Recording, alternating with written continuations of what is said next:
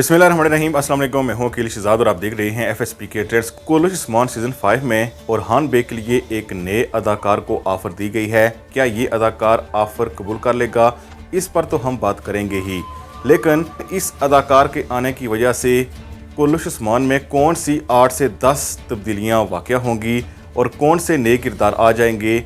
यानी जो ही हम बड़ा ओरहान देखेंगे तो फिर कोल्लुश उस्मान में 8 से 10 चीज़ें क्या ऐसी होने वाली हैं, आपके साथ आज डिस्कस करेंगे।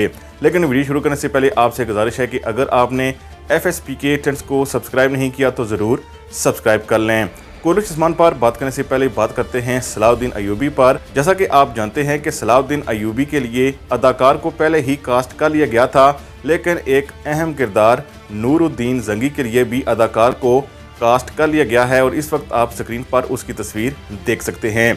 अब आते हैं कोल्लुश उस्मान पर। कोल्लुश उस्मान सीजन 5 के लिए ओरहान बेग का किरदार अदा करने के लिए अदाकार एमरे बेग को ऑफर की गई है और ज़्यादा इम्कान इसी बात के हैं कि ये अदाकार ओरहान के किरदार के लिए मान जाएगा।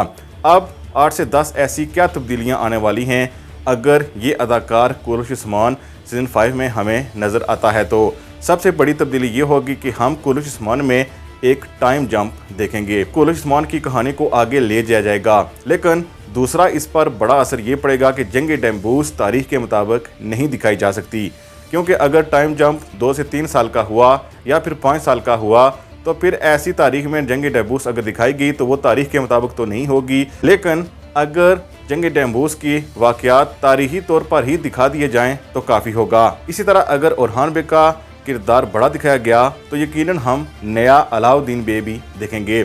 यानी तीसरी बड़ी तब्दीली ये होगी कि ओरहान बेग भी बड़े हो चुके होंगे और उनके लिए भी एक नया अदाकार होगा। इसके अलावा चूँकि ओरहान बेग बड़े हो चुके होंगे तो उनकी शादी भी हम सीजन 5 में देखेंगे और इसके साथ साथ मुमकिन ये भी है कि होला फेरा का किरदार भी हम एक नई अदाकारा की सूरत में देखें, क्योंकि पुरानी अदाकारा की उम्र छोटी थी, अब नई अदाकारा भी हम देख सकते हैं। इसके साथ साथ चूँकि ओरहान बेग अब बड़े हो चुके होंगे, इसलिए उनके दूसरे छोटे भाई भी हमें दिखाए जा सकते हैं, जिनमें चौबान बेग और फजाली बेग शामिल हैं। ये एक बड़ी तब्दीली होगी जिसमें हम उस्मान बेग के ख़ानदान के मज़ीद अफराद को भी देख पाएंगे। इसके साथ साथ मलक खातून की गोद में एक और बच्चा भी हम उस्मान बेग का देख सकते हैं, जो कि मुमकिन है कि वो उस्मान बेग का सबसे छोटा बेटा हो। ओरहान बेग को बड़ा दिखाने पर सबसे बड़ी तब्दीली कोल्लुश उस्मान में ये होगी कि उस्मान बेग मज़ीद बूढ़े दिखाए जाएंगे और इसके साथ साथ जरको ताइब बोरान और कोनूर अरब भी हमें बूढ़े ही दिखाए जाएंगे, लेकिन ज़्यादा बूढ़े नहीं होंगे। इसके साथ साथ अगर